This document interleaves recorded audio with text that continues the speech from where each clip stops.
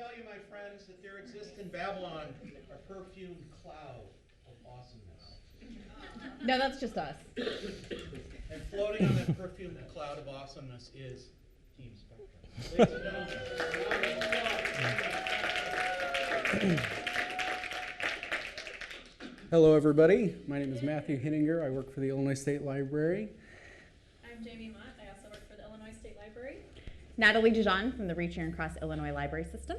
Marcus Birch from the Illinois State Library. I'm Megan Harmon from the Chatham Area Public Library. Our ILEAD U journey started with Jamie and I. We both knew that we wanted to do ILEAD U. So shortly after we decided to participate, Marcus joined us. And then we had 3 people from the Illinois State Library and needed a couple more. So we used the Match.com for ILEAD U participants and found Natalie and Megan. They're great, aren't they? I'm still getting requests. I can't help it. So what we wanted to do is something that kind of involved the state library, since we did have 3 members from the state library. So we decided to participate in the Targeting Autism Forum that the Illinois State Library received a grant for. It was put on with the Autism Project. And so here's our first team time. We have lovely memories. And this is where we began our collaboration to address this issue of patrons on the spectrum and libraries and how they could help one another. So what we found out that we needed some training and resources, and that the information that was accurate and reliable was really hard for people to find.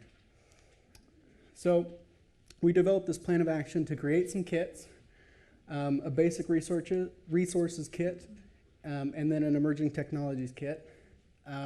Make things easily available, make it easy to use, time saving, and possibly create a web-based hub for accurate and reliable information.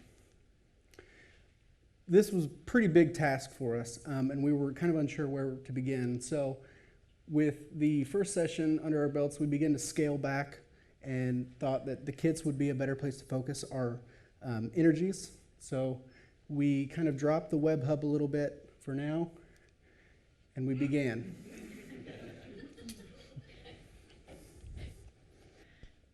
Dr. DNA is our team mascot. We have a 3D version that you all saw in June, but he's living in Matt's garage and Matt won't let him come out and play. So when we decided to do the kits, we wanted to make sure that what we put in the kits and what we decided to circulate would be really helpful for libraries. So we decided to send out a survey via the Reaching Across Illinois Library System newsletter, the Illinois Heartland Library System newsletter, and the Illinois State Library newsletter to get some feedback from libraries about where their general knowledge already lies, what they would like access to, so on and so forth.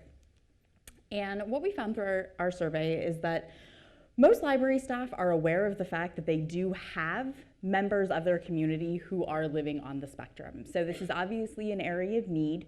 As librarians, we all want to make sure that we're serving as much of our community as we possibly can, as effectively as we possibly can. We also found that while most library staff are aware of this population, we aren't currently doing a whole lot to serve them. And this was actually backed up further by some conversations that I had at Library State of Mind, where I got a lot of feedback from libraries that they were in the process of getting started with programming and resources for their community on the spectrum, but they hadn't really gotten up and running with much yet. And library staff were sort of split in terms of sort of how comfortable they were with their general knowledge, whether or not they had received training and things like that. So when we came back to put the kits together, we wanted to make sure that they were easy to use, that they would provide general resources, but that they would also be a really simple and easy entry point for library staff. Library budgets are shrinking. We all have 17,000 things to do in the time that it takes to do 10. So we wanted to make sure that all of this was enough to give libraries baby steps, which would give them the confidence to go on and do more, provide more resources, so on and so forth. So the first kit that we put together, our basic resource kit, which you can all come poke at after our presentation if you would like. So the basic resource kit includes a laptop, a digital camera. We are maintaining an external hard drive and then a USB and a mouse. And the purpose of this is to provide libraries with sort of a little go-to technology kit so that they can use the software that I'm going to talk about in a second to put together resources that they can then upload to their website, use within their library, so on and so forth, without having to worry about, you know, do we have a laptop that will work? Do we have a digital camera? Will our digital camera hook up to the laptop that we have? Are we still running Microsoft Office 2007 like Matt? Sorry. So, I'm feisty. So on the laptop, because we wanted to make sure that all of the resources were in one spot, and all of this is saved onto the hard drive so that libraries that don't have great success with Wi-Fi don't have to worry about constantly being connected to Wi-Fi to use all of these resources. So on the laptop, we have Microsoft Office. We also have handouts as well as videos that cover how to use the camera, how to transfer pictures from the camera to the laptop, how to create a social story, so on and so forth. And then we also have, embedded in the web browser, a number of resources that we've had a chance to take a look at. We wanted to make sure that the resources that we included were quality resources, that they provided reliable information. So we don't have a huge number of them because we were more concerned with quality over quantity. But we plan on adding additional resources as we kind of come across them. We also decided to purchase BoardMaker software, which runs about $400, which is a bit pricey for a lot of library budgets. So we wanted to put BoardMaker on there so that libraries can use BoardMaker if they want to just go ahead and put some resources together and use those. Or they can take what they've put together, go to their administration and say, look at all this cool stuff that I made with BoardMaker. You should let me buy it. So we wanted to sort of provide as many resources as possible. We plan on adding additional resources as we go, as we get feedback on things. And the kits all go out in these lovely Pelican cases, which you can, in fact, drop down a flight of stairs and not break anything inside of them. Please don't ask me why I know that, and don't tell my IT department. So yeah, and now Marcus is going to tell you about Roomie Bow. Okay, so now I'm going to tell you the sad, soul-crushing tale of our dearly beloved Roomie Bow. There he is in all his glory. The great thing about Roomie Bow was that he is affordable, he is effective, and he was specifically designed to interact with children living on the autism spectrum. As you can see from this picture, he's anthropomorphic, and he has no facial features except for 2 eyes, which are displayed on an iPad or an iPod Touch, and the iPod Touch kind of functions as the robot's brain. And go to the next slide. So what you're seeing here with this picture is Roomie Bow without his fur on. And as you can see underneath the furry exterior, he is 100% Stormtrooper. Roomie Bow is being used right now in several libraries around the world, like Spain, Denmark, Dubai, Australia, and Pittsburgh. And as you can see, kids really love him. So we're really excited to get Roomie Bow. We bought him in June. We were told we were going to get him in July. When July came, the manufacturing company, Origami Robotics, told us that they are having some problems with parts, and we wouldn't get Roomie Bow until August. So August rolled around, still no Roomie Bow. We tried to get in contact with the company, and eventually sometime in September, they emailed us and said they're also having some issues with the software and the Bluetooth code interacting with iOS 9. So there's several issues. To make a long story short, we didn't get Roomie Bow until October 1st, and when we got him and we pulled him out of the box, this is what we got. So there's a few issues here. As you can see,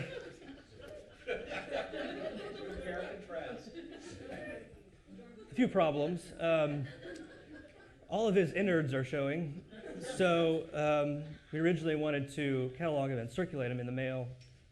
This kind of puts a dent in that plan. And there are also some mechanical issues, which Matt is going to tell you about. First off, with Roomie Bow, he had some poor quality components. As you can see, the Toys R Us astronaut helmet that he was given to us with, as well as some faulty connections on the circuit board with audio. The motors that operated Roomie Bow's wheels also were non-functioning, and I was unable to get them fixed. However, the audio connections I was able to resolder, so we were able to get a little speech out of Roomie Bow before we sent him back.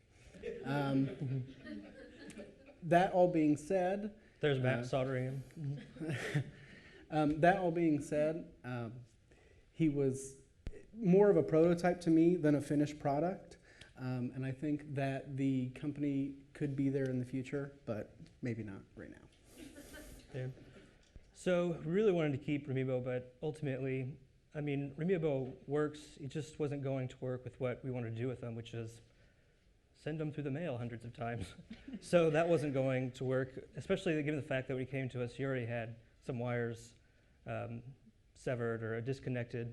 And so eventually we had to send him back home to Berkeley. And but before we got to send him home, we were able to get him to speak briefly. So we recorded this little message for you guys. Take a look. Don't forget the volume. Hello, ILEAD U. I'm sorry I can't be there today, but I'm not ready to be out in public. I want to help library staff interact with kids on the autism spectrum, but my parts don't quite work. I can't move my legs. Without the help of Maddie H., I would not even be able to talk to you today. I am so sad that I am not ready to be useful. Sorry I let you all down. If I could cry, I would, but machines do not feel. Therefore I will never know Team Spectra's pain. Goodbye, ILEAD U. Maybe someday you will see what I can offer.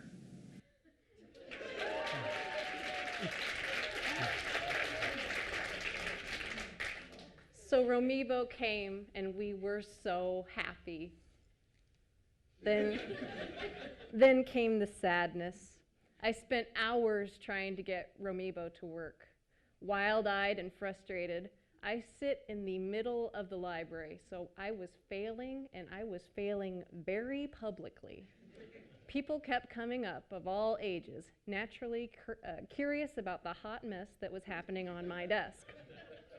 Some accused me of playing with a toy all day, and my internal response was, well, I am not having any fun. Then something magical happened. Little 5-year-old Frankie came in, and he is currently living on the spectrum. I had a complete meltdown when I saw him coming. I just wanted to hide this broken robot and say, "Do not look, he's not ready." But Frankie walked right up to him, looked him straight in the eye and said, "Hello, monster." I was able to have the briefest of conversations with Frankie through Roomie Bow. And the best part was when he asked how the monster was feeling, and I was able to say, "I'm fine, Frankie." And he turned around and looked at his mom in amazement, and it was just so cool. An enormous weight was lifted off me at that point. Frankie did not care that I had a broken robot on my desk. Frankie just wanted to play, he wanted to be curious, and he wanted to be a kid, and it reminded me that play is pretty important too. So enter our new and improved robotics kit. Our kit now includes an iPad, an iPod Touch, a MIP, and a Mythosaur. Let me tell you a little bit about MIP. He can be controlled with your hands, with sounds, and with an app. He can play games like a stacking game, and if you do a good job, he will tell you so. You can change his mood through the app. You can drive him around, and he has sensors on his head that you can let him run around your room, and he won't run into things.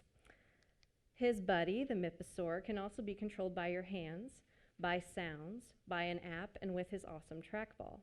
Since we have both an iPod and an iPad, our users can actually play with these together and put them into an exciting battle mode. Mythosaur can chase his ball around like a dog if you throw it. You can walk him with an imaginary leash, and depending on how you treat him, his mood will adjust. If you offer him a treat, he will wag his tail and get excited and happy. However, if you pull on his tail, he will in fact growl at you. He is very pet-like, and everyone who has met him has said things to him like, "Who's a good boy?" You cannot help it when you meet him. Okay, because we went from having a $700 robot to having 2 robots that together cost $170, we had some money that we could still spend. We acknowledge that the robots that we got, they're more toys than they are therapy robots.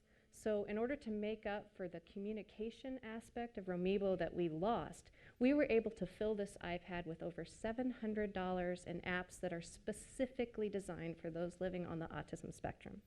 Just to give you a few examples, we have an app called Proloco to Go. It is the standard in giving people a voice who do not have one. It's symbol-based. And then we were able to buy this, which we were not going to buy before we had the money, because this is a similar type of app. This is another AAC. This is called Acorn.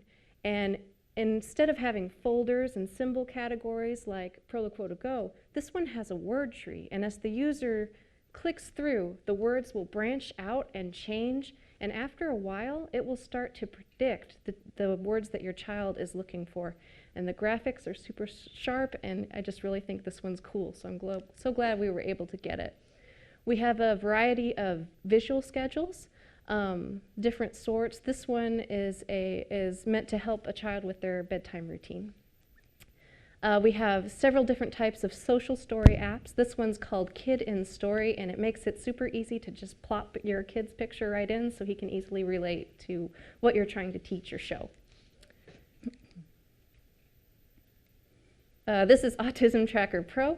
This is meant for adults to use either for themselves or for their child, and they can track things like foods and medicines and triggers in their environment that affect the way they're feeling. So lots of data there, pretty cool app.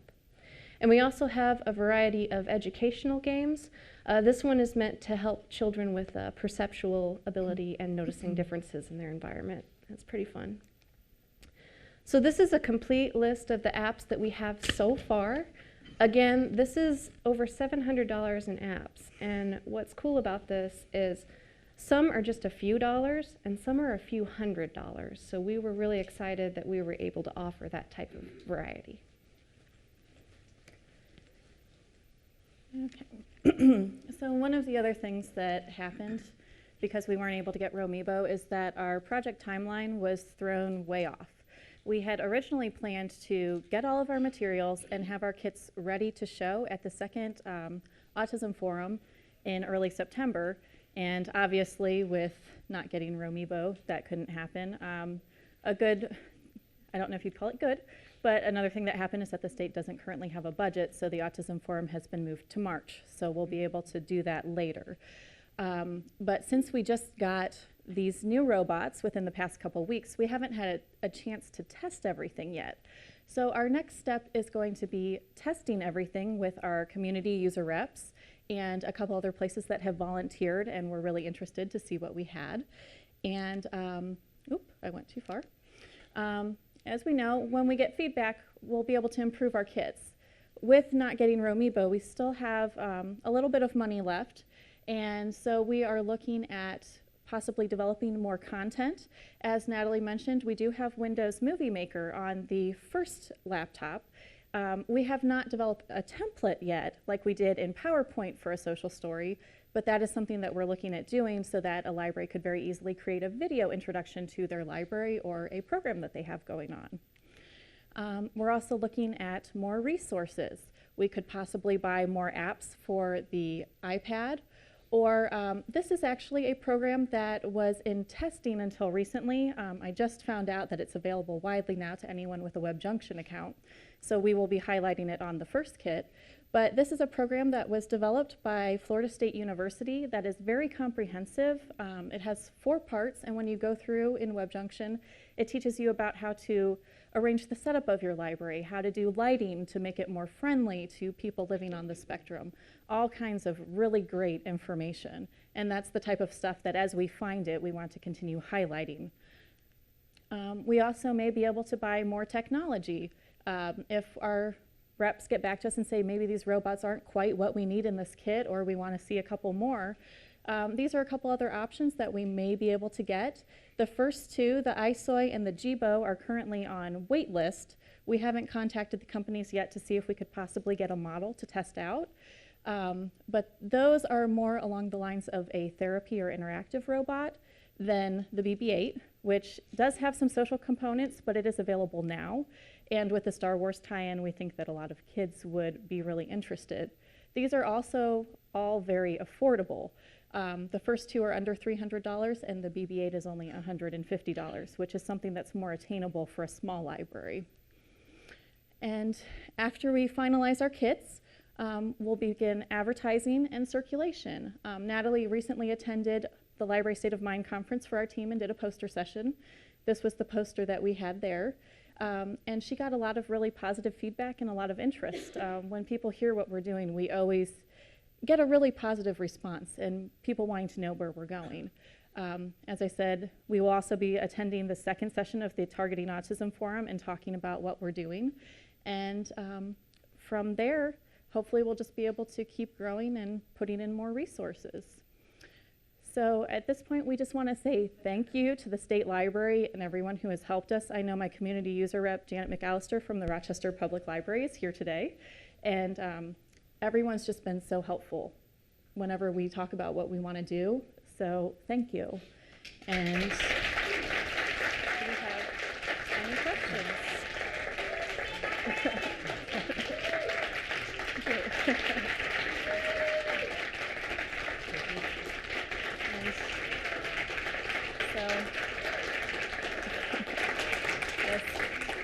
While you're asking your questions, this is a video of Megan's cat being attacked by Mythosaur. Cat is angry. She's usually angry. Questions, yes. What kind of training are you going to include with all those apps, if any? So we have put together a lot of. Let me unmute myself. You're just really loud.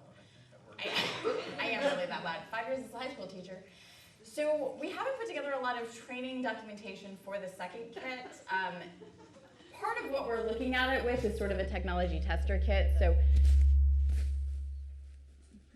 it's like doing ballet, but really awkwardly. So part of it is designed to be less about here is how you use these and more just here are things that you might have been thinking about getting for your library already. Here you can play with it. Now that we have some additional time between when we'll start circulating the kits, we probably will put some documentation together, sort of an overview of like, here are the apps that you can find, here are what they do, things like that. Just a piece of feedback. In some ways, I think the robot situation was an amazingly good thing. Oh, yeah. Because watching what you guys did in response to it, talking about how it led to figuring out the apps, figuring out how you could use it, not only did it demonstrate that you guys are a great project team, but it really talks about how you were able, much the same way as looking at the only bright side of a lack of state budget as far as I'm concerned, can turn that around. So I just wanted to really, really congratulate you, I think, on a really fascinating and powerful change of course and a great project. So. And we have a dinosaur, which was my main goal, but Another team talked about taking risks, and I feel like, you know, we learned a lot about that because we dealt with a startup company, and I don't know if we would have had an opportunity to do that if we didn't have the power of ILEAD U behind us. I can tell you no, we would not do it again. We would not have been able to do that. And we learned a lot. Yes. Yeah. But I think the thing that was so disappointing about the Roomie Bow robot is when you hear Carnegie Mellon, National Science Foundation, you have these big names behind it, and we had heard all these stories and seen all these videos of it being used other places, and you saw the picture of the Now this morning in the earlier presentation, and those robots start at $5,000 for a very basic one. I originally called the company to see if we could maybe get a discount so that we could get one of those within the project budget, and it wasn't going to happen. So the Roomie Bow robot is one of the few that is within a price range that a very small library might be able to get. So that's why we were so excited about it, and it just didn't work out. And that happens, and you have to move on. So Kudos to you for tackling trying to fix it. Yeah, I really enjoyed getting in there and pulling it apart and resoldering, and that was fun for me. After I got confirmation I wasn't voiding any warranties and we'd be able to return it, and that sort of I thing. don't think that thing had a warranty. Erin had a question. Your target, who are you circulating these to? Library staff. And in Libraries throughout Illinois. oh, great. So they'll probably ultimately end up circulating amongst Rails IHLS, and then just we're going to advertise also through the Illinois State Library. So we want everyone to have them all of the time. Is there a list? Because I have a special needs story time that's already on the. If you would like to maybe beta test, talk to us later, and we can get you on that list. I'm just curious to know, what did the company say when you send it back? Like, did they have any? That would imply that we got responses. Well, they're Sorry. really I think that was actually the fastest response we got, and he just said, okay, yeah, send it back. That was the other issue we had with the robot. Even if the robot had been great, the company did not communicate very well. So when you have to wait 2 weeks to hear back, is that something we want to promote to a library that, hey, try this out and then you can go buy it? So that was a big deciding factor in sending him back. We think he's going to be great eventually once Origami Robots has a chance to get established and sort of figure out how businesses actually work, but sorry. Wow. She's not pulling any punches today, I don't think. So. The company, by the way, it's one guy, and he has a handful of volunteers, and they hand make all the robots in a house. Yeah. Yeah. Yeah. So it's a very, very, very new company. Any other questions? Good. All right, well, thanks Thank you all. for your time.